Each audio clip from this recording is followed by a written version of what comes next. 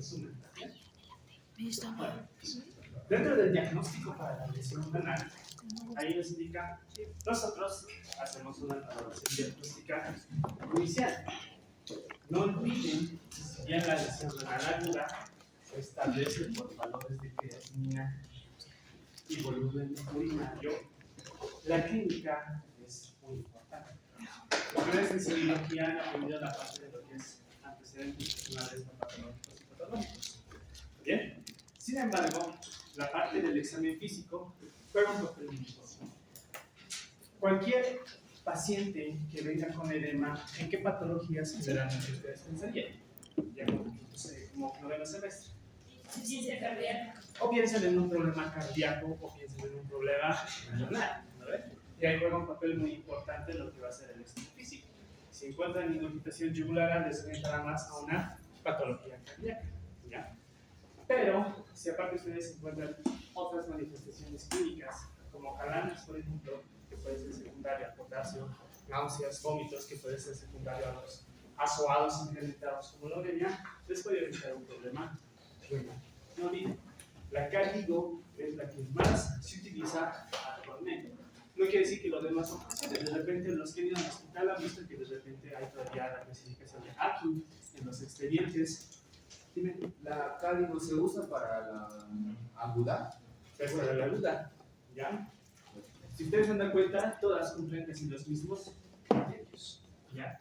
¿Y cuál es la que utilizamos actualmente? La Cardigo. Sin embargo, hay algunos colegas, algunos hospitales que aún utilizan el ACU, pero el RIFE ya en Suiza prácticamente es como un conocimiento un poco más histórico. ¿Bien? Bueno, la valoración diagnóstica es importante, que ustedes conozcan factores de riesgo es importante. Un factor de riesgo importante, ¿cuál sería, por ejemplo? Si tiene infecciones del tracto urinario recurrentes a repetición, ¿sería un factor importante? Sí, no olviden que los procesos infecciosos que inicialmente pueden iniciar en vías urinarias bajas, pueden ascender y pueden complicarse con una pielonefritis aguda, y esa pielonefritis aguda puede desencadenar un problema renal. Y al ser una misma sepsis, ¿a qué tipo de lesión renal daría lugar? ¿A una prerenal, renal o porrenal? A una prerenal. ¿Por qué? Por el problema de vasoplegia, por el problema de vasodilatación que va a condicionar una hipoperfusión renal. El examen físico ya tiene que ser minucioso. No lo olviden, los médicos actualmente se han acostumbrado bastante a los exámenes complementarios. Antes de auscultar, piden radiografía, piden tomografía, antes de revisar, piden laboratorios. No olviden que nosotros no diagnosticamos laboratorios, diagnosticamos con el examen clínico, con el antecedente, prácticamente con todo lo que es la anamnesis y el examen físico. Y los estudios complementarios, como su nombre lo indica, complementan y van a reforzar nuestro diagnóstico. ¿Listo? No pueden diagnosticar laboratorios, no se acostumbren a eso, pese a que actualmente ya estamos bien acostumbrados, ¿ya? Y también nos podemos sustentar en los exámenes, como cuáles, por ejemplo, el perfil de función renal, donde ustedes van a ver creatinina, urea y NUS, y van a pedir el examen general de orina. El examen general de orina es muy útil, ¿ya? ¿Por qué? Porque con el examen general de orina nosotros podemos indicar diagnóstico de infección urinaria, podemos ver si el paciente está perdiendo proteínas por orina, si tiene hematuria por orina, si tiene cilindros que me puedan aumentar un problema renal o renal. O de repente nos puede indicar la presencia de cristales que nos ayudarán a pensar, por ejemplo, en un proceso de litiasis o cálculos renales. Entonces, tienen que seguir siempre estar hacen su valoración diagnóstica, identifican todos los factores de riesgo, hacen su examen físico y posteriormente solicitan los exámenes complementarios. ¿Para qué? Precisamente para poderlos clasificar en base a la creatinina. ¿Bien? Bueno, entonces, no olviden, la hipotensión mantenida es mala. ¿Por qué? Porque esa hipotensión va a condicionar a que haya mayor hipoperfusión. Objetivo de la presión arterial media. Por ejemplo, alguna vez hemos hablado con ustedes, ¿cuánto es la presión arterial media que nos va a asegurar una adecuada perfusión renal? 65. Hemos dicho que va a ser cualquier presión que sea mayor o igual a 65. sea, ese valor mínimo de 65 nos asegura que haya una buena perfusión a nivel renal, a nivel miocárdico, a nivel encefálico, prácticamente en todos los tejidos. ¿Bien? Pero, ¿ustedes creen que este valor será el mismo valor si mi paciente, por ejemplo, tiene hipertensión arterial sistémica? ¿Ustedes creen que sea el mismo?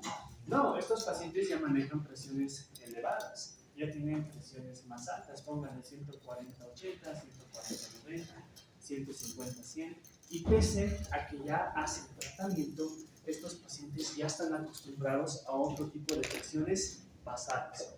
Lo que puede ser bueno para algunos pacientes, para pacientes hipertensos crónicos, por ejemplo, ya podríamos considerar que se encuentran en una hipotensión. ¿Por qué? Porque ustedes se acordarán, vean, nosotros tenemos una curva de autorregulación de la presión. Nosotros nos encontramos aquí, 65. Sin embargo, los pacientes con enfermedad con hipertensión crónica ya se encuentran aquí. Y ese 65 para ellos se encuentra en este intervalo. ¿Se dan cuenta? Si nosotros lo mantenemos en 65, para esos pacientes ya sería una hipoperfusión y no se sorprendan si hacen lesión renal aguda. ¿Por qué? Porque no hemos manejado presiones objetivo en ese tipo de pacientes.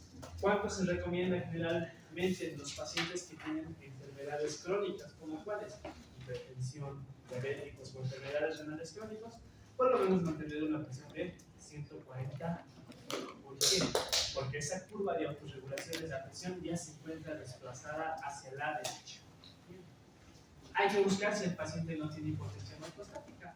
Hay que medir la presión arterial sentado, luego la presión arterial de pie en 1 a 3 minutos y observamos si hay un descenso no de la presión arterial sistólica mayor a 20 milímetros y descenso de la presión arterial diastólica mayor a 15.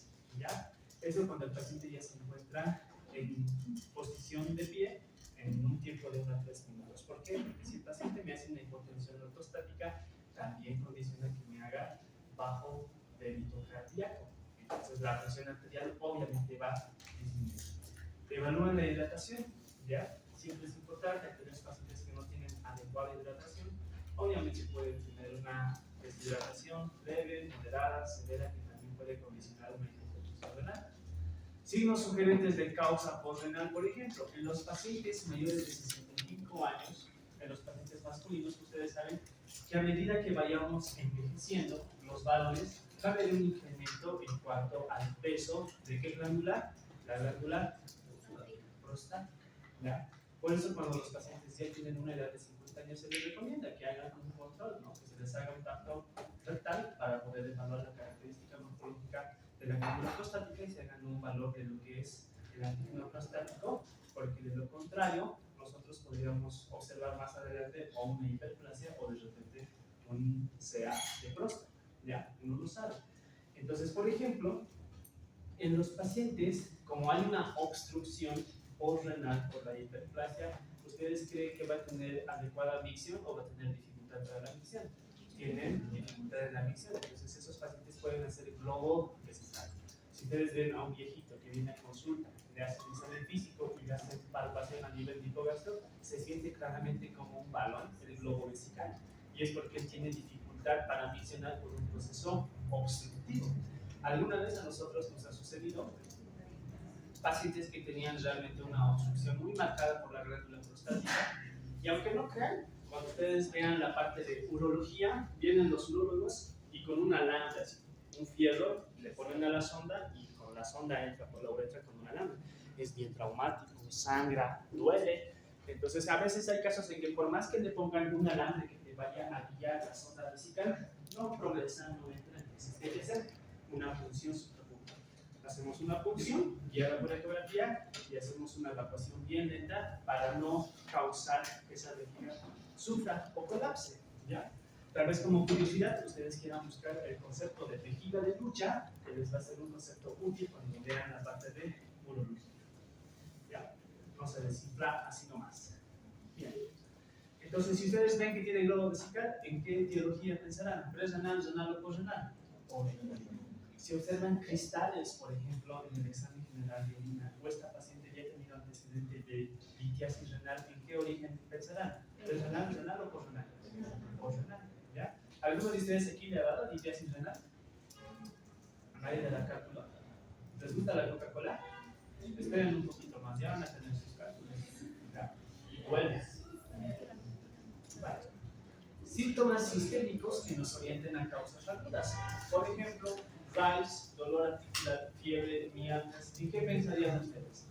Dolor, fiebre, en un proceso infeccioso. ¿Ya? No olviden, la fiebre casi es característica de que el paciente está cursando una infección. ¿En qué casos, por ejemplo, yo no voy a observar fiebre? En los ancianos. Los ancianos, a medida que van envejeciendo, el sistema inmunitario no tiene la misma característica que una persona joven, y aunque no crean, están sépticos, pero no tienen nada alterado. Sus glóbulos blancos están normal, no tienen ni fiebre, pero el paciente está séptico. Y es porque su sistema inmunitario a veces ya no responde de igual manera que una persona más joven. ¿Alguna vez han comparado los resfríos? Hay personas a que el resfrío, por ejemplo, los tiene hecho moco, los tiene en cama, con malestar general, y hay otras personas que tienen resfrío y no les causa ninguna molestia. Máximo rinorrea y puede cumplir con sus actividades, ¿no ven? A veces en especial en los varones, ¿no ven? Por eso se acuerdan de ese meme, ¿no ven? Cuando está resfriado, quiere dejar su testamento. También las mujeres hacen sus actividades cotidianas de forma normal. ¿Por qué creen que haya esa diferencia? Es porque a veces en el sexo masculino se desencadena una respuesta inflamatoria tan exagerada que esa misma respuesta inflamatoria con gran liberación de citocina causa mayor fiebre, mayor dolor, mayor malestar en comparación con otras personas. ¿Ya? Signos que nos orienten a una insuficiencia renal crónica, por ejemplo, prurito, palidez, hematomas. Ahora, ¿por qué creen que el paciente puede tener prurito en una enfermedad renal crónica? Ya han visto enfermos renales crónicos en el hospital. ¿Cómo es la piel de estos pacientes? Tiene una coloración oscura, ocre, son morenos, ¿no ves? Bien. ¿Han visto que estos pacientes tienen petequias, tienen hematomas o son pálidos? Es porque la enfermedad renal crónica va a condicionar que tengan una anemia asociada a trastornos crónicos. Puede tener hematomas o puede tener petequias precisamente porque disminuye las actividades de coagulación. ¿Ya? Y las plaquetas y estos pacientes tienen la predisposición a sangrar. Bien.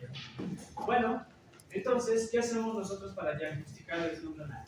Evaluamos las funciones renales, pedimos un examen de la orina y en algunos casos vamos a pedir electrolitos urinarios. ¿Por qué? Porque estos electrolitos urinarios nos van a ayudar a diferenciar si mi paciente tiene una lesión renal o una renal.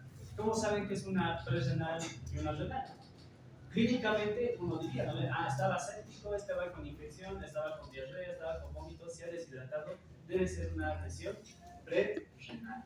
Sin embargo, cuando no se lo diagnostica a tiempo y no hace el tratamiento a tiempo, esa lesión prerenal progresa a una renal. ¿Ya? Entonces, pues ahí está más complicado. Ahora, ¿cómo lo diferencian? ¿Cómo saben si están frente a una renal o prerenal? ¿Por qué? Porque si la prerenal progresa a una renal, el manejo ya es diferente. Si es una prerenal, sabemos que la prerenal es secundaria a que hay hipovolemia. ¿Qué hacemos nosotros? Damos volumen, damos fluidoterapia, damos soluciones cristaloides. Pero si ya está en una fase o en una etapa renal, ¿creen que ese riñón pueda tolerar el volumen que ustedes van a meter? No, el manejo ya es diferente. Les he dicho la otra clase, así como el agua es vida, el agua también mata. ¿Listo? Causan edema tisular, mayor congestión. Y aunque no crean, el agua se distribuye en todo el tercer espacio. No hay que sobrecargar a los pacientes. Esa agua va al cerebro y causa edema cerebral, causa deterioro cognitivo, causa delirio. Esa agua va al tercer espacio a nivel abdominal, causa citis, causa incremento de la presión intraabdominal. Va a nivel cardíaco, va a condicionar una disfunción miocárdica. De las cavidades entre derechas e izquierdas, ¿cuál maneja volumen? El ventrículo derecho. El ventrículo izquierdo, ¿qué maneja? Presión. Entonces, si le dan bastante volumen, ¿creen que ese ventrículo derecho pueda tolerar todo el volumen que le van a meter? No. Y en la práctica, aunque no crean, están acostumbrados, le dan 500 ml para media hora, para una hora, 1000 ml, 2000 ml para 2 horas, aún teniendo conocimiento que este paciente tiene una lesión renal o tiene algún problema cardíaco, le siguen metiendo líquidos. ¿Bien?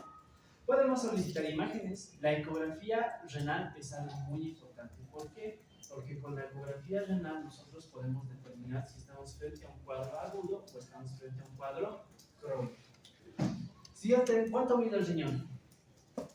12 por 6 por 3. Esa es la regla, 12,63, ¿no ves? La mitad. Mide 12,63. Si una ecografía les reportara, por ejemplo, un riñón de 9, 5 y 2, ¿qué pensarían? Para empezar, ¿es grande o pequeño? Es pequeño. Es más pequeño del valor referente normal. Cuando ustedes vean que tienen los riñones disminuidos en tamaño, siempre piensen hacer una etiología ya crónica.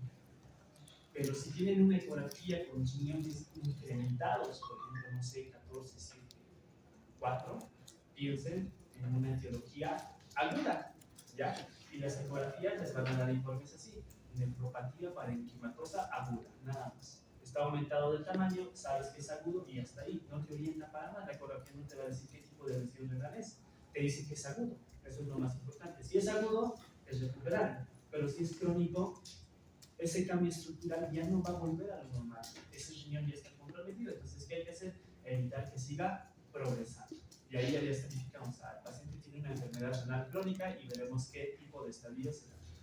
Otros estudios, por ejemplo, si fuera litiasis renal, ¿qué estudio creen que podría tener? ¿Creen que por la ecografía se podría ver litos? Se puede ver, siempre y cuando las piedras o los cálculos sean de gran tamaño. Pero no olviden que los cálculos vienen también en milímetros. Imagínense, 1 milímetro, 2 milímetros. ¿Creen que eso se puede ver con la ecografía? Difícil. ¿Qué podríamos pedir? Una pielotag. Ya se pide una pielotag. Entonces eso es importante. Para la litiasis, el gol estándar es pielotag. Bueno, ¿qué tal si el origen, por ejemplo, de mi lesión renal aguda es una enfermedad autoinmunitaria? La ecografía me va a decir si es autoinmunitaria. No. El examen general de orina, no. Los electrolitos, no. ¿Qué podríamos pedir? Un perfil inmunológico.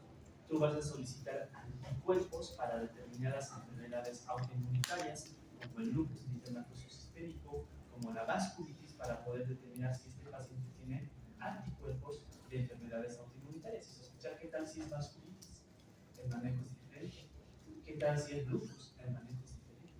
Entonces, desde el examen clínico, viendo la edad del paciente, viendo si es femenino, si es masculino, uno podría orientar a qué estudios solicitar de forma dirigida.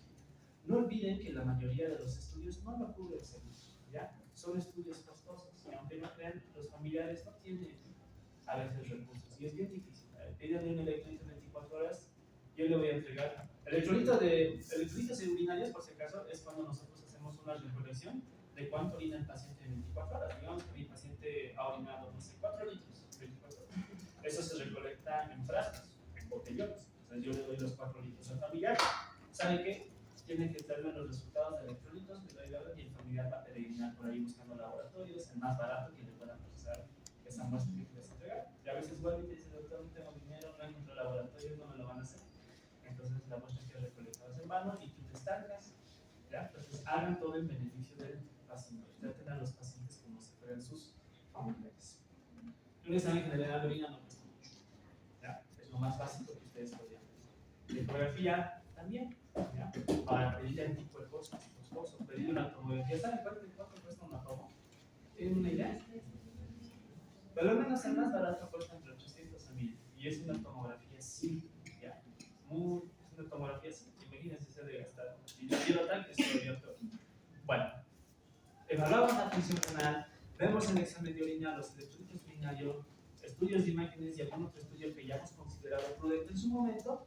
Y pues nosotros tenemos que pedir exámenes que nos ayuden a evaluar la función renal. ¿Cuáles van a ser esas? La creatinina. Cualquier incremento de la creatinina nos va a ayudar a evaluar el estadio de la insuficiencia renal aguda o lesión renal aguda o injuria renal aguda, ¿ya? Antes se decía insuficiencia renal aguda, ya no se utilizaba. Hace unos años utilizamos el término de lesión renal aguda y actualmente ya se emplea como término de injuria renal aguda. Entonces son sinónimos, ¿ya? Simplemente hasta que ya nos están acostumbrados a escuchar insuficiencia renal aguda, lesión renal aguda o injuria renal aguda, tengan en cuenta que están hablando del mismo concepto, ¿ya? Cuidado que dicen que es otra situación. ¿Listo? Hay que utilizar fórmulas para poder determinar si esta creatinina, según las características antropométricas de mi paciente y sus características demográficas, obviamente coinciden con una lesión renal aguda. ¿Listo?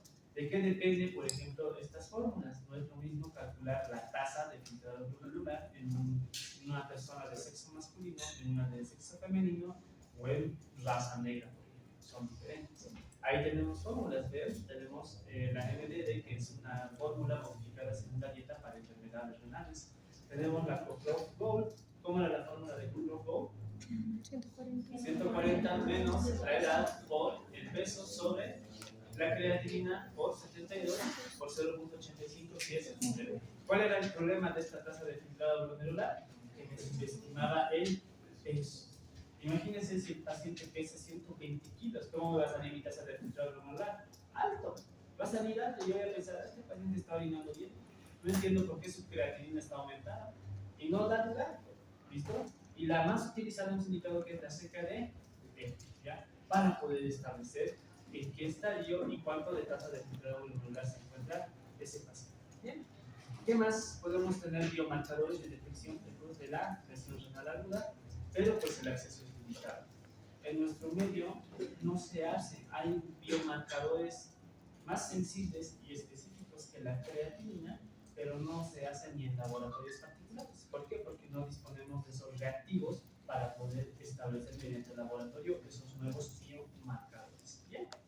Bueno, ¿qué nos va a orientar el examen general de orina? Vean, la hematuria puede ser por diferentes etiologías. ¿Ya? Si el examen general de orina les reporta sangre, piensen en muchas cosas.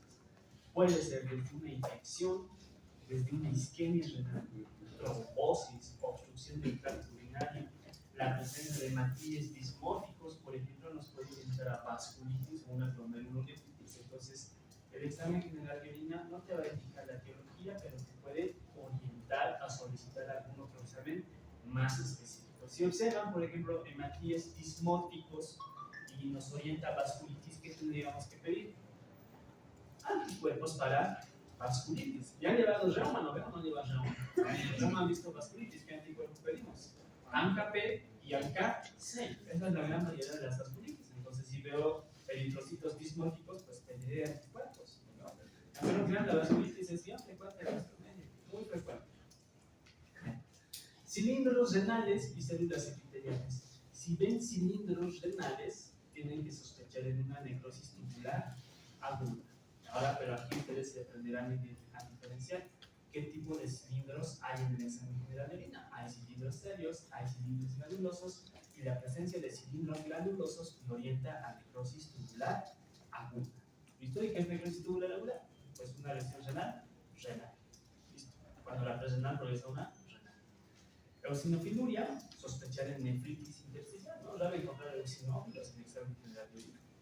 Cristaluria, pues podemos pensar desde fármacos nefrotóxicos, por ejemplo. No olviden, los cristales pueden ser por diferentes causas, pero fármacos nefrotóxicos que me den cristales en sangre puede ser el aciclovir. ¿Qué es el aciclovir? Antiviral. ¿Para qué tipo de enfermedades? Methotrexate para el tratamiento de la artritis reumatoide, son varios. La presencia de proteínas de Benson-Jones, eso es muy importante. Esto es patognomónico para qué? Mieloma múltiple. ¿Listo? La presencia de proteína de Benson-Jones es para mieloma. Bien, entonces, a partir de ahí, vean, en el sedimento urinario nosotros podemos tener cilindros llaninos cuando la falla es renal, y cuando es renal, pues simplemente vamos a ver cilindros alterados, no va a ser muy confiable, pero significa que los cilindros granulosos sí nos quieren orientar. La osmolaridad urinaria, vean, una osmolaridad mayor a 500 de origen prerenal y menor a 350 renal. ¿Por qué aquí va a estar más incrementada la osmolaridad? Porque en la parte, en la lesión prerenal no tiene que ese paciente todavía va a tener diuresis. Va a seguir orinando, va a seguir concentrado, entonces la osmolaridad va a estar más incrementada. Y esto es importante. La fracción de excreción de sodio urinario te indica en porcentaje, y este es el más importante para que ustedes aprendan a distinguir una lesión prerenal de una renal. Bueno, entonces, en una prerenal va a ser menor al 1% y en una renal mayor al 2%. Así de simple. Fracción de excreción de 1. ¿Cómo se saca? Aquí tenemos la fracción excretada de sodio, lo vamos a sacar sobre el sodio urinario con la creatinina sérica sobre el sodio sérico más la creatinina urinaria, todo por 5. Entonces, de repente se les puede meter un ejercicio de examen, ¿no? Calcule la pena. Entonces, van a tener los laboratorios ahí. ¿Ya? No puede meter calculadoras, ¿no? Entonces, esta pregunta queda regalada mejor. Entonces, simplemente les van a reportar a ustedes. ¿Qué necesitamos? Sodio sérico y creatinina sérica que se hacen en cualquier laboratorio básico que ustedes solicitan, porque solicitan hemograma, solicitan perfil renal, perfil hepático y electrolitos. Entonces, les van a dar creatinina sérica y un sodio sérico. La muestra que les dije hace rato de los electrolitos urinarios, en la orina que yo mando no solamente puedo pedir electrolitos, puedo pedir proteína, puedo pedir albúmina, puedo pedir osmolaridad urinaria y puedo pedir creatinina urinaria y sodio urinario. ¿Bien? Ustedes en fisiopato y en algunas otras materias han debido ver que, por ejemplo, en los trastornos hidroelectrolíticos, para todos, para el sodio, para el magnesio, para el cloro, para el calcio, ¿qué se pide? Electrolitos en orina, para saber si la causa de estos electrolitos aumentados o bajos es de origen renal o no. Así de simple, así es. Entonces, por ejemplo, si ustedes no piden, nunca van a poder establecer qué etiología tenía. ¿Cómo pueden saber qué es una hiponatremia, hiposmolar, hipovolémica, por ejemplo? No pueden. Tienen que tener sí o sí electrolitos en orina, a no ser que utilicen la imaginación. El paciente está deshidratado, debe ser hipovolémico. Su osmolaridad está así, debe ser una hiposmolar o isosmolar. ¿Se dan cuenta? Si no tienen electrolitos, no pueden hacer todo el abordaje que el paciente requiere. Lo mismo pasa con la fena. ¿Listo? Entonces, esta es la fórmula de la fena, fracción de excreción de sodio urinario. Bien. Podemos utilizar también la relación del nitrógeno sérico sobre la creatinina. Una relación mayor a 21 me voy a entrar en una relación personal, o sea que, por ejemplo, el BU tenga una proporción mayor a 20 en relación a la creatinina. Y si es una proporción menor a 15 o no, voy a pensar en una etiología renal. ¿Bien? El sodio urinario también, no olviden, podemos sacar la fracción de expresión de sodio urinario o simplemente el sodio urinario. Si es menor a 20 mil equivalentes litro, pienso en una etiología renal, pero renal, y si es mayor a 40 mil equivalentes litro, a una etiología renal. Bueno, ¿qué más? ¿Qué precauciones tenemos que tener? En el adulto mayor, por ejemplo, que tiene insuficiencia renal aguda más una insuficiencia renal crónica, se pueden numerar días o horas y generalmente no olviden que tenemos mecanismos de adaptación. Ante toda injuria, nosotros siempre tenemos sistemas que tratan de amortiguar y mantener la homeostasis en el cuerpo. Entonces, la retención en el volumen, por ejemplo, nos va a concentrar los electrolitos y nos puede dar una pena falsa, ¿ya? Sin que presente necrosis tubular aguda o etiología renal. ¿Por qué? Con una lesión renal aguda, el paciente, por ejemplo, si es prerenal, asumimos que es por falta de volumen, ¿no? Entonces, ¿cómo va a estar? Deshidratado. Y si el líquido en el compartimiento extracelular baja, ¿cómo creen que estén los electrolitos? ¿Altos o bajos? A ver, estamos así. Tengo mi volemia y tengo mis electrolitos. Mi paciente se ha deshidratado, está hipovolémico. ¿Qué pierde? Volumen. ¿Cómo están los electrolitos? Pueden estar ahí normal o elevados, pero cuando le tomo un laboratorio, esos laboratorios van a pensar que esto está muy concentrado y nos va a dar un fena falso. Yo pues ya es renal, cuando realmente es renal. Hay que tener ese cuidado. Bien. Bueno. ¿Qué métodos podemos utilizar como biomarcadores, por ejemplo, para el diagnóstico de una injuria renal? Podemos observar, vean, la ecografía, etiologías como cuáles, litiasis, crecimiento de la glándula prostática, porque pedimos una ecografía renal, ecografía prostática, ecografía vesical y pre y post-miccional. Así se pide. Quiero saber cuánto orina después de la ecografía, cómo está la glándula prostática, cómo está la vejiga, todo eso nos va a valorar. La radiografía simple de abdomen, por ejemplo, nos puede ayudar a valorar la silueta renal, y anomalías en el contorno, existencia de imágenes cálcicas. Si tiene, por ejemplo, litiasis por calcio, obviamente se va a ver bien. No olviden que toda sustancia que tiene calcio en la radiografía se ve del radio opaco, ¿no? Entonces nos puede orientar. ¿Listo? Pues, pero ya la radiografía no se emplea tanto, la que más se emplea es pues, para un trauma de afección de miembros apendiculares, para evaluar la parte ósea y radiografía de tórax, para sí. Y en alguno que otro caso, radiografía de tórax. La ecografía ha desplazado bastante a los diferentes sistemas cerebrales. Se hace ecografía de fondo doble transcranial, ecografía de vía aérea, ecografía pulmonar, ecografía cardíaca, ecografía de abdomen. Y como la ecografía también me ayuda para hacer procedimientos invasivos ecoguiados ha desplazado bastante. Aunque no crean, en un futuro, cuando ustedes ya salgan, yo creo, de que unos años el que no sepa ecografía, pues va a ser un médico bajo. Porque la ecografía es para todos, menos para el psiquiatra, que él no hace ecografía. Bueno, evitar exámenes por medio de contrastes o nefrotóxicos, ¿no? ¿Por qué? Porque me van a incrementar el daño renal. Obviamente, hemos hablado en la teología que los contrastes son nefrotóxicos y pueden exacerbar o incrementar la lesión renal. Entonces, si saben que tienen lesión renal, no vayan a dar de los medicamentos que sean nefrotóxicos, no vayan a pedir estudios contrastados. Ya de entrada, el radiólogo o el imaginólogo les va a pedir, necesito una fotocopia de sus laboratorios, quiero ver cuánto está la creatinina. Si la creatinina está alta, les va a rechazar el estudio. Nos hacen hasta el favor a veces. Tomografía sin contraste de abdomen y pelvis cuando sospechamos que hay una obstrucción uretral. ¿Qué más puedo ver en esa tomografía? Hidronefrosis. ¿Qué era la hidronefrosis? Es el trayecto portoso y dilatación del uretro. Bueno, también podemos pedir biopsia, ¿ya? No es algo rutinario. A ver, yo les diré que les tomen biopsia renal sea animaliana, que les metan un troca en región lumbar y les tomen un pedacito de muestra de riñón. Suena feo, ¿no? Y algunos se complican, aunque no crean, ¿ya? Se puede complicar con hemorragias. Entonces, la biopsia que se pide en casos muy seleccionados cuando estamos frente a glomerulopatías, ¿ya? Glomerulopatías.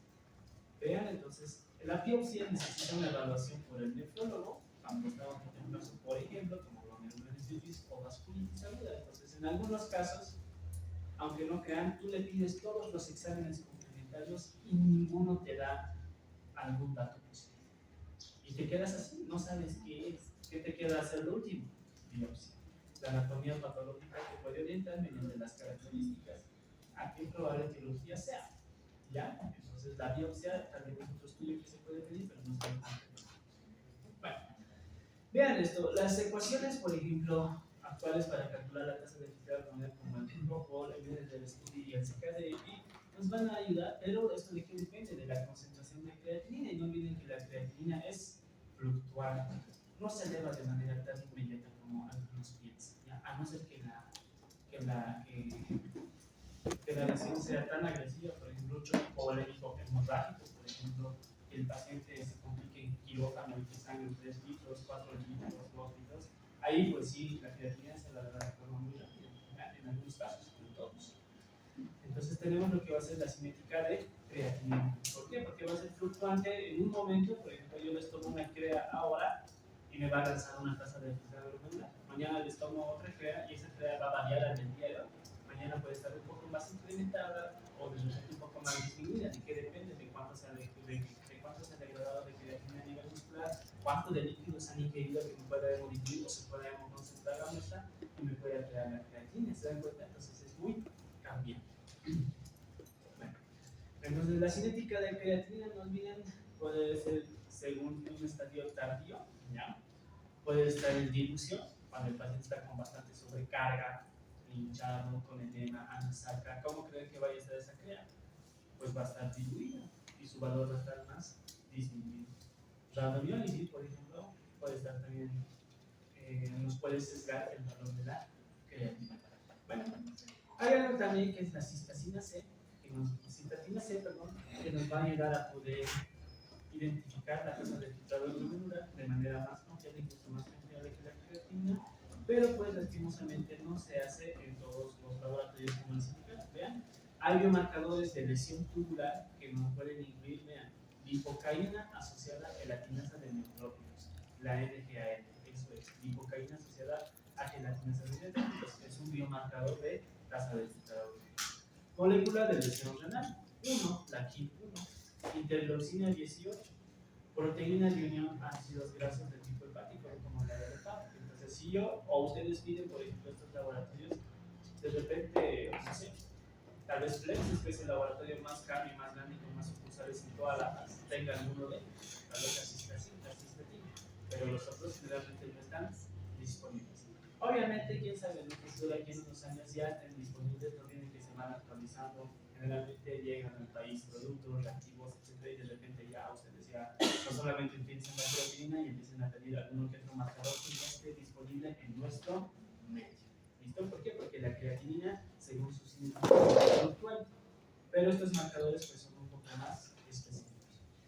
Biomarcadores de estrés renal, ¿ya? Otro, la metaloproteinasa 2 de lesión vascular, la TIM2. La proteína lineal factor de crecimiento similar a la insulina, la IgB-FBP7. Identificación de pacientes con alto riesgo, por ejemplo, para desarrollar lesión renal aguda estadio 2 a 3 durante las próximas 12 a 24 horas. Entonces es importante, ¿no? Mientras tú tengas marcadores que te indican pronóstico, tú sabes cómo va a ir el paciente. Si sabes que estos marcadores están muy altos, el pronóstico pues no va a ser muy bueno. Pero si monitorizas con estos marcadores y están en descenso, obviamente tu manejo de repente es apropiado y es un poco mejor. ¿Se dan cuenta? Bien. Entonces, no solamente piensen en la tasa de filtrado pulmonar, porque la cinética de creatinina no siempre es constante. En nuevos biomarcadores, lo que hemos visto, la molécula 1 de lesión renal, la lipocaína, la aminopeptidasa, la fosfatasa alcalina, la microglobulina beta-2, la cistatina C, por ejemplo, vean tantos biomarcadores. Y nosotros, ¿cuál conocemos? Solamente la creatinina, urea y luz, nada más. ¿Por qué? Porque es lo único disponible en nuestro medio. Con eso estimamos tasa de filtrado molecular y más. Bueno, entonces, en los pacientes, por ejemplo, en estado crítico, dentro de la fisiopatología de la lesión renal, estos también son biomarcadores. ¿Ya? Ustedes pueden ver ahí. Vean la cistatina C, se hace en sangre, la NGAL, que hemos indicado que era la GNL, lipocaína, gelatinasa, sociedad, neutrófilos. Vean, ahí están todos los marcadores, la TIM2, la KIM1, la cistatina C, el test de estrés, por ejemplo, de furosemida. ¿Saben qué es el test de estrés de furosemida? En el hospital me los han enseñado un poco. ¿Qué es el test de estrés? ¿Qué es la furosemida? Diurético de asa.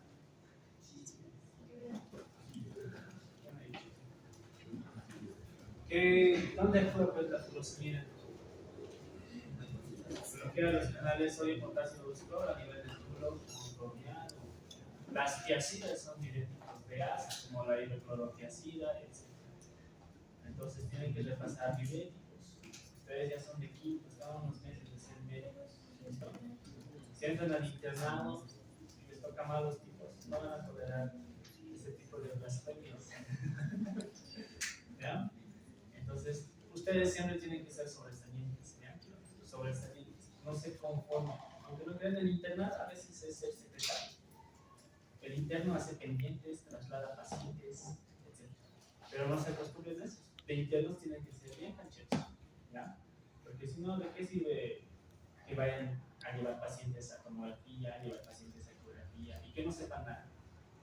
No están yendo a ser internado, ¿eh? Son médicos internos de pre-grado. Entonces tienen que saber bastantes cosas. Yo desde el tercer año hacía turnos en emergencias de voluntario, cuarto, quinto, y cuando ya de interno sabía más que el L1 y el L2. Cuando ya era L1, seguía siendo L1.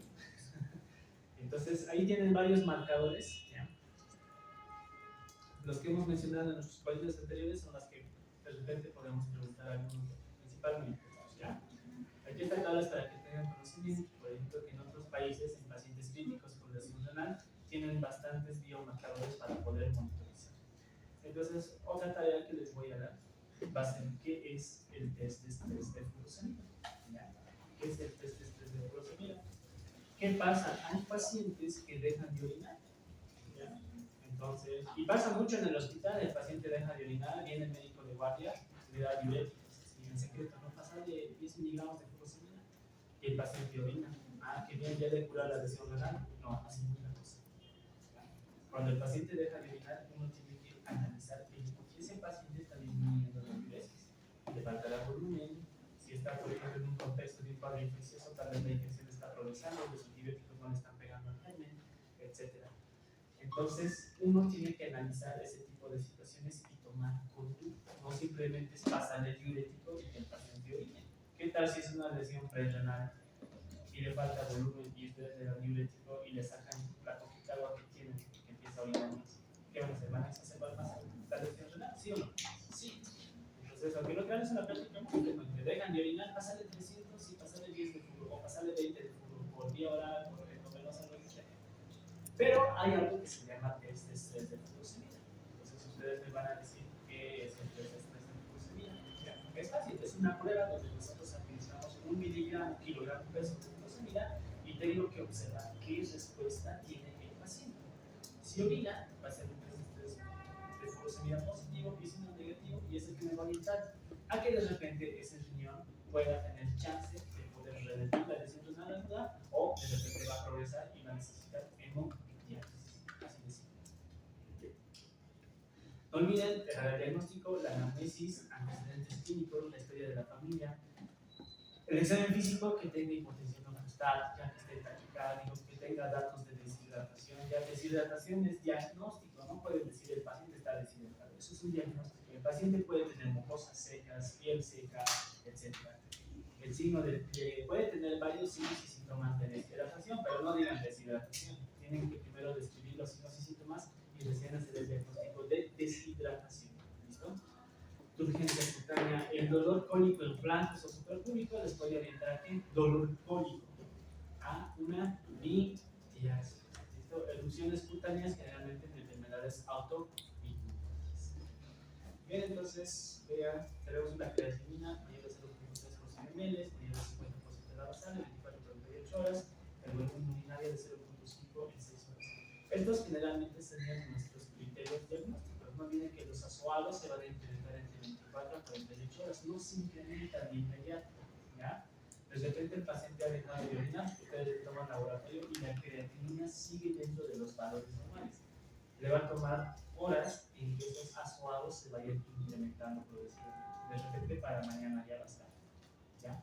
Entonces no se olviden, hemos indicado que en la lesión renal aguda, en sus criterios, por ejemplo, de la cardio, utilizan la creatinina, pero también utilizamos volumen urinario, y entre esos dos, ¿cuál sería el más confiable? El volumen urinario. Es algo que tú puedes ver, puedes cuantificar. En cambio, la creatinina puede tener hasta errores de laboratorio. Signos en orina, oliguria, cuando el paciente orina menor a 400 ml en 24 horas. Aluria, y esto ya también parte superior. Me imagino que han hecho, que esto voy a revisar. Cuando tiene una diuresis incrementada, una diabetes insípida netrogénica, por ejemplo. Poliguria, ¿a qué les orientaría ustedes? ¿Han llevado endócrino? ¿Han llevado fisiopato? ¿Qué pasa si un paciente orina, no sé, 5.000 en un día? ¿Les parece normal? ¿En qué enfermedades pensarían? ¿Solo diabetes? Ya, diabetes insípida, porque ahí dice diabetes insípida. Otra. ¿Se acuerdan el fisiopato de los trastornos del sodio del CIHAT? El síndrome inadecuado de hormona antidiurética. ¿Se acuerdan todavía? Aquí les cuento una anécdota, por ejemplo. Una vez me tocó recibir una paciente de 19 años que tenía diabetes mellitus tipo 1. ¿Ya? Y ustedes saben que dentro de las complicaciones agudas de la diabetes son dos: la cetoacidosis diabética, el estado hidromoral, y en el otro lado la hipoglucemia. Bueno, esta chiquita había hecho una cetoacidosis diabética. ¿Ya? En las cetoacidosis diabéticas al paciente se le da 4 pilares de tratamiento: se le da fluidos, insulina, potasio, y se corrige la etiología de la causa de cetoacidosis. Si era una infección, trata la infección, etc. El bicarbonato, porque estos pacientes vienen con acidosis metabólica, vienen con pHs por los suelos, 6,8, 6,9, 7, y uno se asusta ya, y de miedo a veces me meten bicarbonato. Y el bicarbonato no es parte del manejo de la cetoacidosis, ¿ya? No es parte del manejo. Prácticamente es criminal el que le pasa bicarbonato antes de hacer todos los otros pilares del tratamiento. ¿Bien? Esta chiquita con su mamá había ido a un consultorio particular. ¿Y qué creen? En el consultorio particular el médico le ha pasado 30 ampollas de bicarbonato. 30. Su pH que estaba 6,8, rapidito, ¿no? 7,3, 7,4. Pero ustedes saben que la cetoacidosis se caracteriza porque forma cuerpos cetónicos. Entonces esos cuerpos cetónicos se siguen produciendo, se siguen liberando, y esos ácidos te consumen el bicarbonato. Entonces todo el bicarbonato que le ha pasado al final se lo consumido.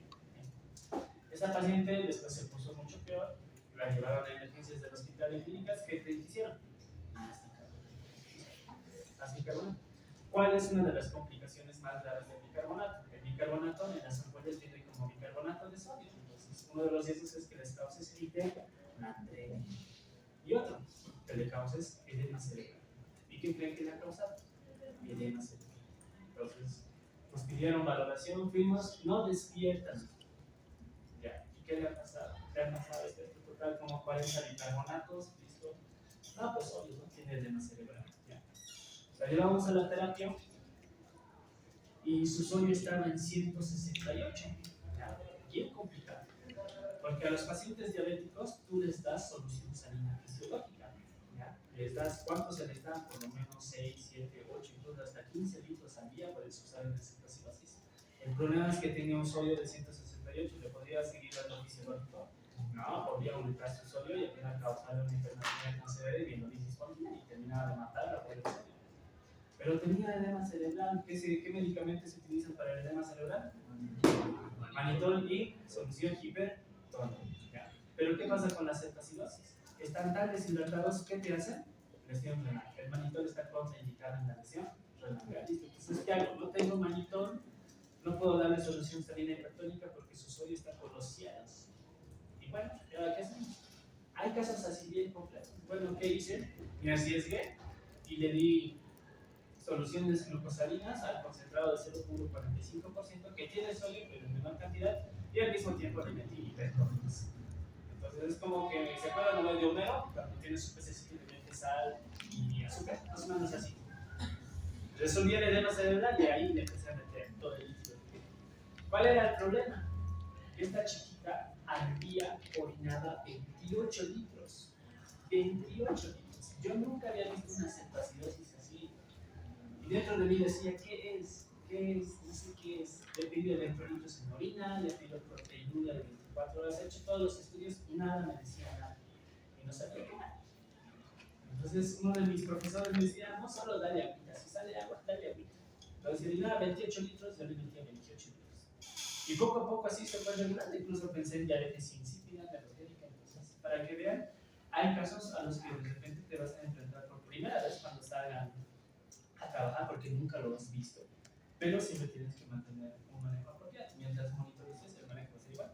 Y poco a poco esta chiquita dejó de orinar así, porque pensé hasta en diabetes insípida, y después una diabetes insípida central o nefrogénica, etc. Hasta pensé que iba a hacerle comprar vasopresina, le hacen comprar vasopresina por ahí, chica. Entonces, se compensó sola, corregimos todos sus cetoacidosis y su diuresis empezó a bajar y se compensó. Y se fue de alto. Y esa ya era su tercera vez que se intentaba en terapia, así son los diabéticos. Una y otra vez intentan porque son bien incumplidos en el tratamiento. Bueno, proteinuria, ¿ya? No olviden este valor que es importante para toda su vida. Cualquier proteína mayor a 3.5 gramos en 24 horas ya es un rango para decir este paciente probablemente tenga un síndrome nefrótico. ¿Listo? Fundamental. Y ya cuando piensan en síndrome nefrótico, ya tienen una lista de etiologías para decir, debe ser una de estas. Así de simple. Hematuria, cilindros leucocíticos, cristales de ácido úrico, los puedo quitar. En la parte de valoración radiológica, no olviden si es posrenal, nos sirve más para la posrenal, para observar litos, cálculos, etc. La ecografía renal nos sirve a diferenciar si es agudo, si es crónico, no se olvide. También nos puede decir si hay pielonefrosis, por ejemplo, si hay hiperplasia benigna de próstata o desglute facial de próstata, pero no sea de próstata por ecografía, sino por las características morfológicas. Ustedes saben que el cáncer crece de manera desordenada, de consistencia muy alterada. Cuando hacen tacto rectal y ustedes sientan una consistencia pétrea, deforme, grande, piensen siempre, no solamente en hiperplasia, piden antígeno prostático y vean cómo está, de repente tienen un cuadro neoplásico y esto es pasando. La tomografía computarizada, signos de obstrucción, por ejemplo, la dilatación del sistema conductor nos puede orientar a obstrucción. La hidroperonefrosis, la pielografía también nos puede orientar, ¿ya? El índice de insuficiencia renal, no olviden, esto era que era el FENA, ¿ya? Sodio urinario, creatinina en plasma, sodio en plasma por creatinina urinario, no se olviden de la pierna por brazo y brazo por pierna, como en los Simpson, y así van a poder calcular el FENA. ¿Listo? Entonces, expresión fraccionada de sodio. ¿De qué depende? De la ingesta de sodio, del volumen circular efectivo, de la filtración glomerular, de los mecanismos de restricción circular. Algo que me pueda sesgar, por ejemplo, el FENA, la furosemida. ¿Cuáles son las complicaciones de la furosemida? Hiponatremia, hipocalemia, ¿ya? Ese perder sodio y potasio por orina, ¿ya? Y por eso a veces asociamos espironolactona para que siga orinando, pero que siga reabsorbiendo potasio, porque no olviden que entre sodio y potasio tienen más repercusión cardiovascular. Entonces es importante, si la furosemida, por ejemplo, me podría sesgar el FENA. ¿Por qué? Porque perderíamos más sodio por orina y me incrementaría sodio urinario aquí dentro de mi ecuación. Entonces vean, aquí esta es una tablita muy buena. La causa prerenal, no olviden, el cociente de un creatina en una cantidad igual, es lo que hemos mencionado, 15,1, 21, la osmolaridad, el sodio en orina como tal, la fracción de expresión de sodio en sangre. Y esta, por ejemplo, ya son otras enfermedades que no corresponden a este capítulo, pero vean, es bien variable. No vamos a tener puntos de puntos, es para diferenciar si es prerenal o renal. Eso es lo que tenemos que aprender. Si es renal o renal. La postrenal es fácil de identificar en hiperplasia, litos, pero aquí es cuando entramos en conflicto. ¿Cómo sé que una prerenal ha progresado una necrosis tubular? El manejo ya va a ser un poquito diferente. Entonces podemos pedir estos laboratorios para orientarnos. ¿Listo?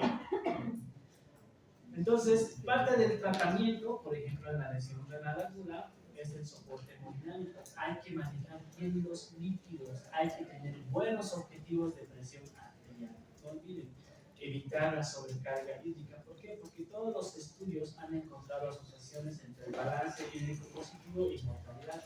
Ustedes en cirugía ya han aprendido balances, ¿no? Han aprendido cuánto hay de ingresos, cuánto hay de egresos y saben si el balance es positivo o negativo, si le estamos dando de más o el paciente está perdiendo más de lo que le estamos dando. Entonces, balance positivo, mortalidad. Balance negativo, mortalidad. Hay que tratar de mantener balances neutros en estos pacientes, ¿ya? Siempre.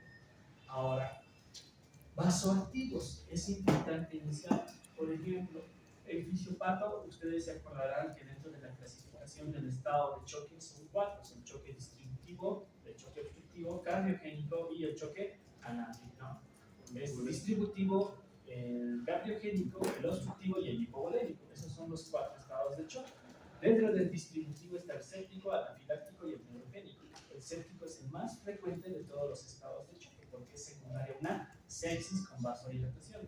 Y como es distributivo, ahí dice su nombre, distributivo. Como hay una vasodilatación por las citocinas inflamatorias, el vaso se encuentra con un tono disminuido, está vasodilatado ese vaso. Y como los endotelios empiezan a separar por esa vasodilatación, ¿qué pasa con el líquido? Fuga a tercer espacio. Una mala distribución, choque distributivo. ¿Qué hacemos en esos casos?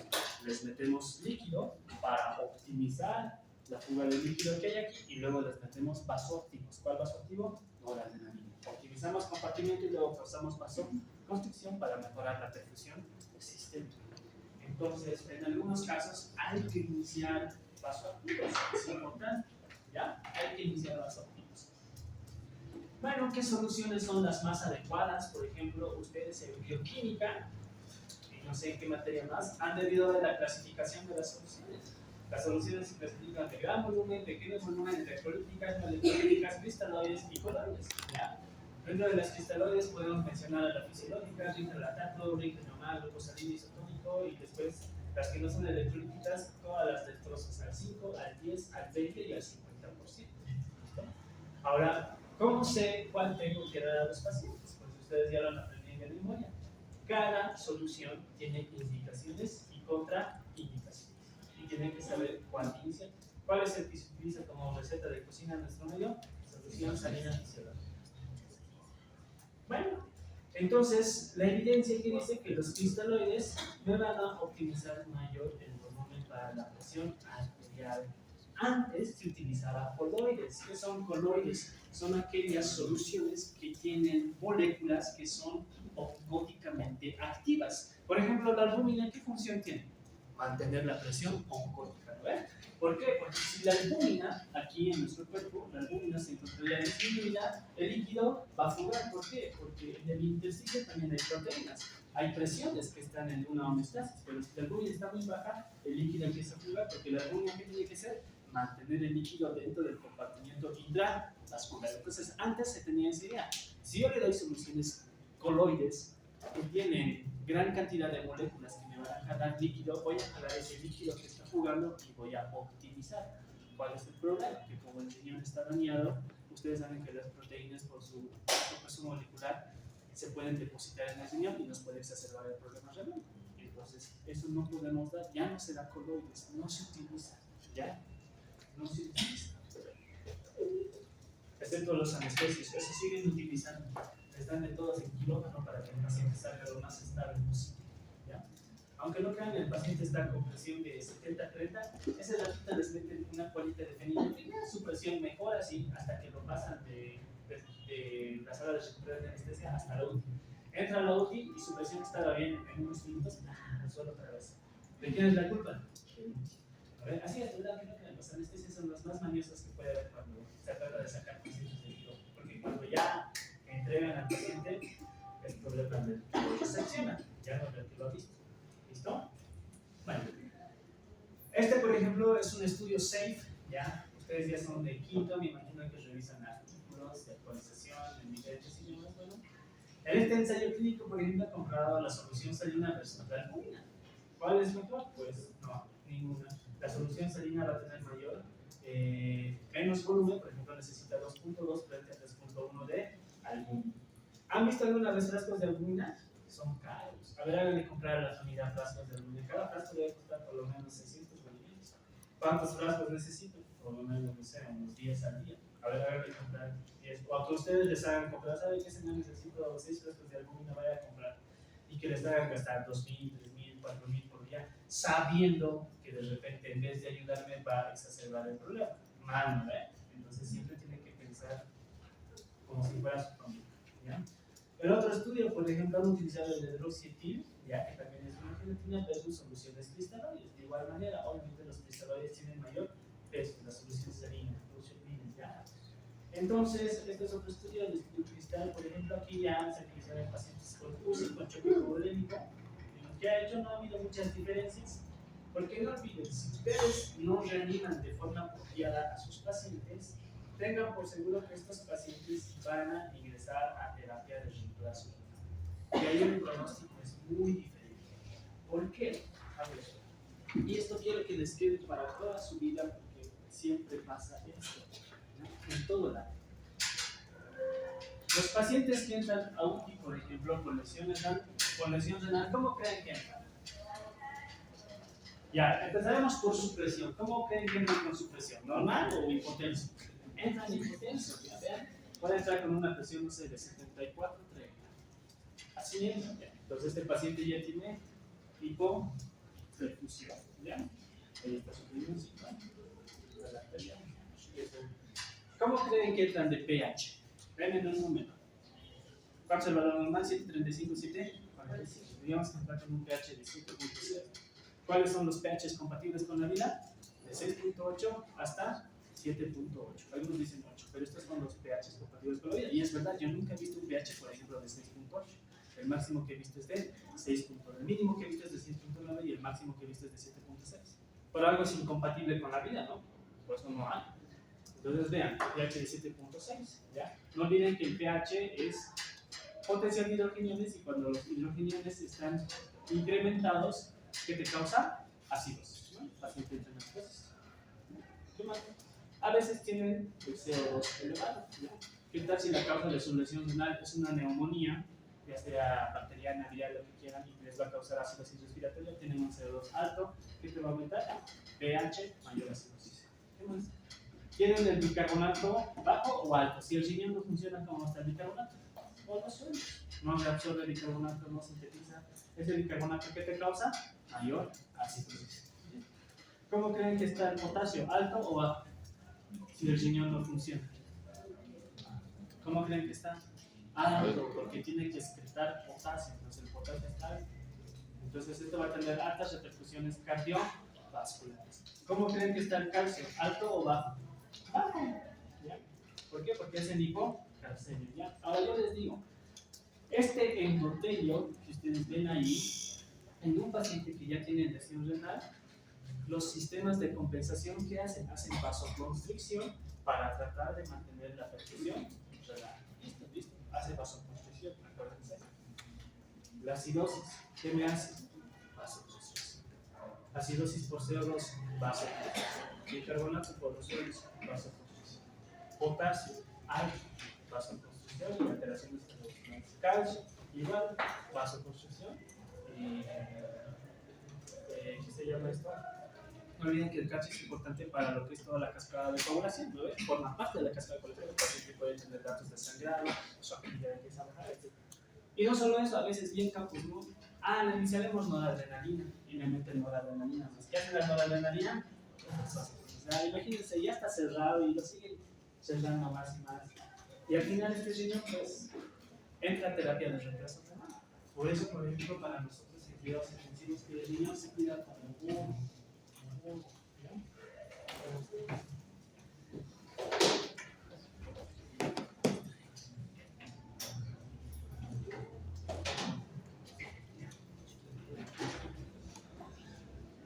Sigamos.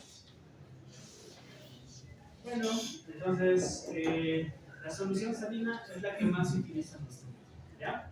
Entonces, ¿cuál es el riesgo? Que podemos causar una acidosis hiperclorémica. ¿Por qué? Porque tiene sodio y tiene cloro, ¿ya? El cloro tiene un punto de corte de hasta 125 miliequivalentes litros. Si ustedes superan esos 125 miliequivalentes litros, el paciente tiene el riesgo de desarrollar acidosis hiperclorémica, ¿ya? Entonces, ¿qué más? Me aumenta la resistencia vascular renal, me aumenta el colesterol vascular. Y esto no te va a hacer que si tú le das 1 litro, 2 litros, tienes que darle por lo menos pues, 10 litros para causar una hipercloремia tan grave, ¿ya? Entonces, no es que no tengan que tener cuidado, pero sí. Terapias adicionales para la lesión renal, diuréticos, nutrición. Los diuréticos de ASA, ¿para qué utilizamos? No utilizo para que el paciente orine, ¿ya? Si bien quiero recuperar diuresis, lo más importante de evitar es la sobrecarga, ¿listo? Porque van a atenuar teóricamente la lesión tubular isquémica, porque van a disminuir la demanda metabólica en la médula renal por el oxígeno mediante la inhibición del sodio, potasio, cloro, 2-cloro. ¿Listo? Entonces eso es importante. Entonces, ¿puedo dar furosemida en lesión renal? Sí, ¿ya? No tengan miedo. Algunos dicen, ¿por qué le vas a dar? ¿Tiene lesión renal? Le puedo dar siempre y cuando me hidraten de forma adecuada. O sea, voy a darle con la fluidoterapia y luego voy a darle diuréticos para que ese riñón trate de arrancar nuevamente. Porque si no, no van a hacer nada. Y como les digo, si no recuperan la función renal y el riñón de todo el interno, el paciente va a estar con acidosis, hipercalemias, hipocalcemias, su sodio va a estar irregular. Entonces ya es más complejo y el paciente al final se va a morir. Por eso nefro, la especialidad antes era 5 años y antes para hacer nefrología en nuestro país te obligaban a hacer medicina interna y medicina interna era 3 años. Entonces hacías 3 años y recién tenías derecho a hacer nefrología. Actualmente ha cambiado esto el sistema, ahora puedes hacer nefro directo y nefro por 4 años. ¿Listo? Entonces, por ejemplo, en México no existe como aquí en nuestro país, cardio, nefro.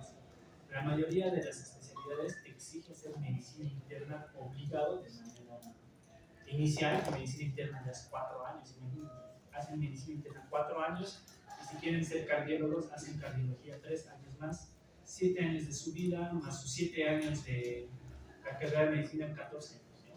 Por eso cuando yo fui allá, por ejemplo, a rotar, la mayoría de los médicos residentes eran mayorcitos, eran mis mayores. Decían, tú te ves muy chavo. Pero es porque aquí, digamos, tenemos varias facilidades de ascender dentro de la especialidad, pero hay que hacerlas bien. ¿Listo? Tienen que hacerlas bien. Bueno, la glucosa en sangre, la CATIGO nos recomienda mantener concentraciones de glucosa entre 110 y 140. ¿Ya? En los pacientes críticos, esto no se refiere a que el paciente esté no. Un paciente que tiene lesión renal es un paciente crítico. Bien. El NASH Sugar es el estudio más importante que ha establecido estos valores de glicemia, pero el valor que establece el NASH Sugar es de 140 a 180. ¿Ya? 140 a 180. ¿Por qué 180? Porque 180 es el umbral del filtrado de glucosa a nivel renal. ¿Listo? ¿Por qué? Porque los pacientes que entran al hospital les pueden hacer hiperglucemias o hipoglucemias. Hiperglucemias por la misma respuesta metabólica al trauma. Hipoglucemias porque tú no les iniciaron dieta, no les daba aporte calórico por vía venosa, etc. Entonces, aunque no crean, si te hacen hiperglucemias o hipoglucemias, aumentas la mortalidad, aumentas la estancia del paciente en el hospital. Y eso es malo. Bueno, entonces en el tratamiento de la persona no vive, el objetivo es evitar que progrese a una renal, porque si progresa a una renal, el pronóstico ya es mal. Hay que mantener buena hemodinamia, buen volumen plasmático, hay que fomentar una adecuada hidratación, ya sea por vía entonces si se puede orar, se puede suspender diuréticos, sí, también puedo manejar. Aquí ya, por ejemplo, ya es la experiencia clínica. ¿Puedo dar diuréticos? Puedo dar diuréticos. siempre y cuando lo esté hidratando, porque si no le voy a sacar más líquidos de lo poco que ya tiene, ¿se comprende, no? ¿Qué tengo que evitar? IECAS y ARAS. ¿Por qué? Analicemos la fisiología renal. ¿Qué son los IECAS? Inhibidores de la enzima convertida de angiotensina, y los ARAS, antagonistas de los receptores de aldosterona. ¿Bien? ¿Qué me causa eso?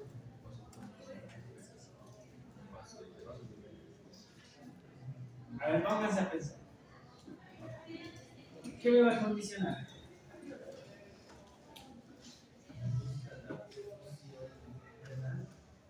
¿Cómo? Que reduzca la perfusión renal. ¿Pero cómo? Que la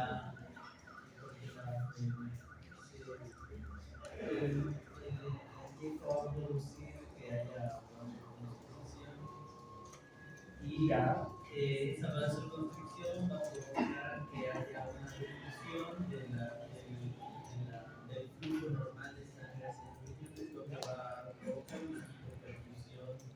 Muy bien. Los IECAS y los ARAS prácticamente están relacionados con la angiotensina. ¿Qué hace la angiotensina? Vasoconstricción.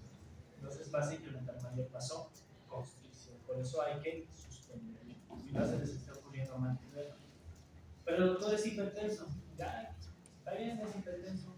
No puedes utilizar otros antihipertensivos como inhibidores de canales de calcio, por ejemplo. Puedes usar.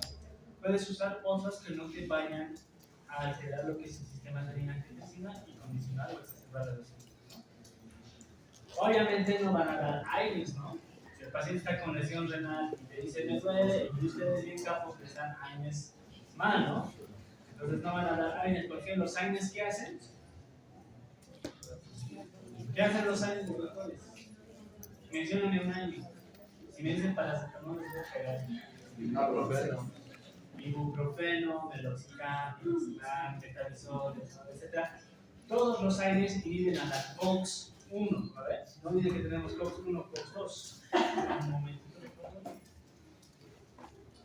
¿Aló, ya? Buenas tardes. Hola. Estoy intentando hablar con 415.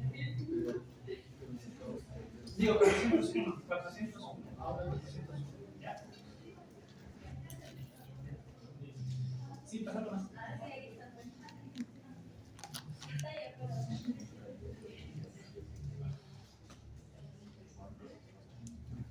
¿Qué pasa nomás, me dices?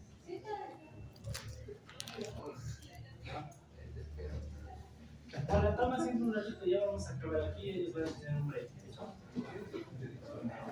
Bueno, entonces, ¿qué hacen los AINES? Bloquean a la COX. No olviden que si bloquean la COX, inhiben la síntesis de todas las prostaglandinas. No olviden que las prostaglandinas tienen funciones. La prostaglandina I2 también llamada prostaciclina es antiagregante plaquetario y es protector de la mucosa gástrica. Es inhibe, predisponen a que el paciente haga hemorragia digestiva. La prostaglandina E2 es la prostaglandina de la fiebre. La prostaglandina E2 es un vasodilatador. Y la prostaglandina F2 alfa tiene la función de que reabsorber sodio y agua a nivel renal. Si ustedes cortan la COX, quitan prostaglandina F2 alfa, ese riñón ya no reabsorbe sodio ni agua, ¿y qué hacen? Exacerban la lesión renal, condicionan que el paciente tenga lesión renal, por eso no se puede tomar AINES de forma crónica, ¿ya? Tienen que derivarlo a otro centro, ¿ya? Si ustedes van a estar, por ejemplo, en provincia o en algún centro de primer nivel y tienen casos que no pueden resolver, siempre derivenlo, pero derivenlo con un manejo inicial adecuado, ¿ya? Con un manejo inicial apropiado. Tienen que saber manejar, ¿ya? Todo les puede suceder en provincia. Una vez a mí me llegaba en provincia una mujer con trabajo de parto y ya tenía el manito así saliendo por el canal vaginal.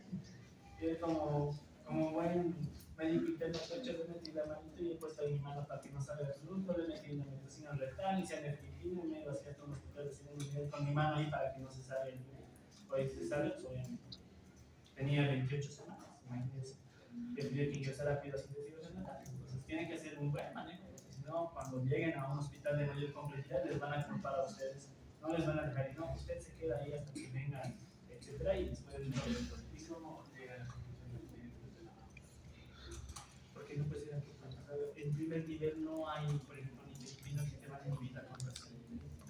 Le doy una medicina para que disminuya el producto, ¿no? La marica no tiene que ser cosa que el producto no tiene que salir 28 semanas. ¿Qué vas a hacer? Se te va a morir en tus manos. Porque ha roto cosas. ¿Ya? Evitar medidas invasivas en pacientes con patologías con baja esperanza de vida, prevenir el confort, utilizar un tratamiento adecuado. Bueno, hay casos en que la enfermedad es terminal, entonces, si ustedes saben que ese riñón, por ejemplo, tiene un daño renal irreversible, no es que no se esfuerce, sino que hay que hablar con la familia y decirle, ¿sabe qué? Esa función renal ya no se recupera. En la parte renal, por más razón, hay que evitar los nefrotóxicos. No olviden que los AINES y muchos medicamentos, entre ellos antibióticos como los aminoglucósidos, son nefrotóxicos. ¿Listo?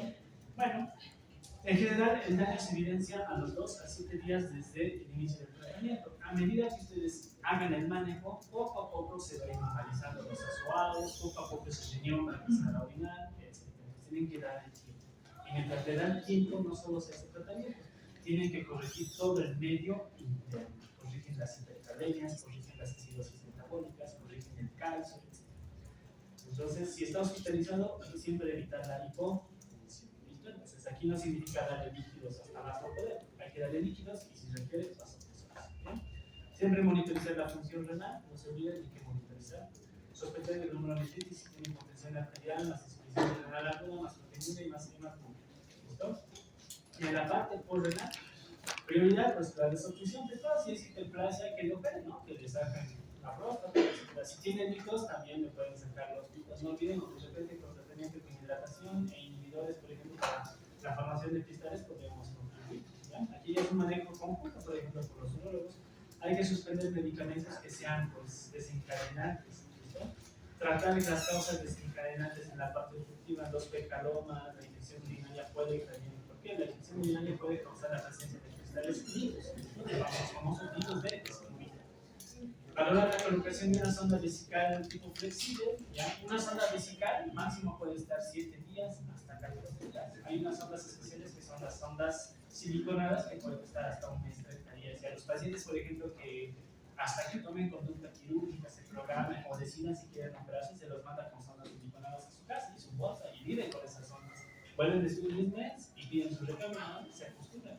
Porque a algunos les da miedo la cirugía. Imagínense que te metan un trocar es como un tubo metálico por la uretra, ¿ya? Y cuando entran a quirófano duro, tanta fatal, ya hacen lavados y lavados y lavados después de estar agarrando una protética, es feo, es horrible, ¿ya? Nadie quisiera que le hagan eso, en especial los varones, ¿no? Bueno, en caso de obstrucción de nivel uretral o obstrucciones supravesicales, podría ser necesario la colocación de un catéter endurulino, ¿ya? Hay casos en que la función renal, por ejemplo, no va a ir ni con hemodiálisis ni con nada y el urólogo le tiene que poner nefrostomías. ¿Qué son las nefrostomías? Son como catéteres que van directamente al riñón y la persona vive con dos bolsitas aquí colectoras de orina y la espalda toda su. ¿Pero no ves? Entonces por eso tiene que ser un adecuado manejo, un adecuado manejo. Complicaciones, se puede acumular los nitrógenos de desecho en sangre, no olviden, ¿ya? La uremia, ¿qué te hace? Encefalopatía urémica, te altera la cascada de coagulación y el paciente empieza a sangrar, te causa incluso derrames pericárticos por uremia, te puede afectar con aumento cardíaco importante. ¿Listo? Siempre acuérdense de eso. La uremia también es como un ácido, te causa acidosis metabólica con daño GAP elevado. ¿Se acuerdan de los mnemotécnicos Nucleus y Goldman para las acidosis metabólicas? Ahí está la uremia. ¿Ya? Complicaciones de la lesión renal, por ejemplo, la hiperpotasemia importante, como no excreta potasio, pues hacen alteraciones electrocaliográficas graves, acidosis metabólica, sobrecarga, síntomas urémicos. Entonces hay muchos estudios como el AINE, el estudio AKIKI, el estudio STAR-AKI, H82 intensivos que te dicen que pues, la terapia de reemplazo renal es beneficiosa en este tipo de pacientes. Si tú te adelantas y le ayudas a ese riñón a arrancar, pues adelante. ¿Hay terapia de reemplazo renal continua en nuestro país? No, solo hay hemodiálisis intermitente. Otros ahí tienen refutaciones, sobrecarga, acidosis, hiponatremias, hipocalcemias, hipofosfatemias, anemias, también hiperfosfatemia, ¿no creemos? ¿Ya? Entonces ahí están las 5 principales complicaciones de la insuficiencia renal, ¿ya? La hiperfosfatemia, no olviden su clasificación. En el caso de acidosis hay que dar bicarbonato, es lo más importante, ¿ya? Hay que prescribir la terapia de sustitución renal, hay que ver qué modalidad, qué dosis, etc. Esto, por ejemplo, ya es un tema más aparte que no compete ahora, lo vamos a ver más adelante lo que es la terapia de reemplazo renal. ¿Listo? Cuando veamos enfermedad renal crónica, que ya es más tarde. ¿Listo? Bueno. hipervolemia, la hipovolemia, la hiponatremia, ahí tienen repercusiones electrocardiográficas. Cualquier paciente que tenga potasio alto o bajo, siempre pidan el electrocardiograma, si no van a morir. Interno, ¿dónde está el electro? El paciente está con potasio de 6,5. No lo he hecho. ¿Y por qué no lo has hecho? Si sabes que el potasio te causa cambios en el electrocardiograma, tienes que hacer electro. ¿Por qué? Porque las hipo y las hipokalemias te causan cualquier infinidad de taquiarritmias y para el paciente se muere. ¿Listo? Acidosis, hiperfosfatemia, hipocalcemia, hemorragias, infecciones, desnutrición. Así como los diabéticos tienen bastante restricción de cualquier tipo de infecciones, los renales son de igual manera. El tratamiento depende de la causa. Si es prerenal, utilizo la hemodinamia, corrijo los fluidos, corrijo electrolitos, tengo que suspender neurotóxicos que se está tomando. Y no olviden lo más importante, tengo que hacer el ajuste de medicamentos. Les hemos dado la otra vez, creo, en una tabla, ¿no ven? Hay una aplicación que se llama Sanford. Esta aplicación te dice cómo ajustar los medicamentos de acuerdo a la función renal. Por ejemplo, el imipenem se necesita 1 gramo cada 8 horas o 500 miligramos cada 6 horas. ¿Qué tal si mi paciente tiene creatinina de 5 y su tasa de filtrado está en 10 ml? Y lo normal sabemos que es 120. ¿Creen que le pueda dar la misma cantidad de antibióticos? No. Tengo que ajustar según la función renal. Entonces, si está orinando muy bajito, de repente solo me va a tolerar 500 miligramos cada 24 horas. Y tengo que darle. ¿Por qué? Porque si no le doy, como es nephrotóxico, pues voy a perpetuar la lesión renal. Ahora, ¿cuál es lo malo? Ustedes saben que para tratar las infecciones necesitamos una dosis mínima para tratar. No le damos la dosis que el paciente requiere con tal de preservar la función renal. Hay un medicamento que es el minesolide o el minesolid que no necesita ajuste renal. Lastimosamente es costoso. Se utiliza 2 frascos por día y hagan el ¿cuánto tiempo se da antibióticos? A ver, en nuestro medio, ¿cuánto dan? ¿Alguna vez a ustedes les han debido dar antibióticos para algo? ¿Ves? Te vas a tomar, no sé, 1 gramo cada 8 horas por 5 días, por 7 días, por 14 días, 10 días. Y esa es una práctica que está mal. Basta 3 días de tratamiento para observar mejora clínica y tú le puedes quitar los antibióticos. Porque no olviden, los antibióticos no son los que curan las enfermedades, es el mismo sistema inmunitario. Vienen los inhibidores de la síntesis de pared bacteriana, que inhiben la síntesis de pared. La bacteria está ahí. ¿Quién lo tiene que fagocitar? Sistema inmunitario. Pero si no hay buen sistema inmunitario, la bacteria va a seguir ahí. ¿Se dan cuenta? Por más que tengas gran cantidad de antibióticos, los mejores antibióticos, si no tienes las condiciones, no va a mejorar. Vean, entonces, para la liberación intestinal, fluidoterapias, cristaloides, no pueden pasar acidosis. A veces es necesario hacer transfusiones cuando el contexto es hemorrágico. Inotrópico, si el problema es bomba cardíaca. Ahí entra, por ejemplo, un infarto puede hacer lesión renal. Sí, les he dicho la otra vez, porque baja el gasto cardíaco, baja la presión arterial y eso se llama síndrome cardiovascular.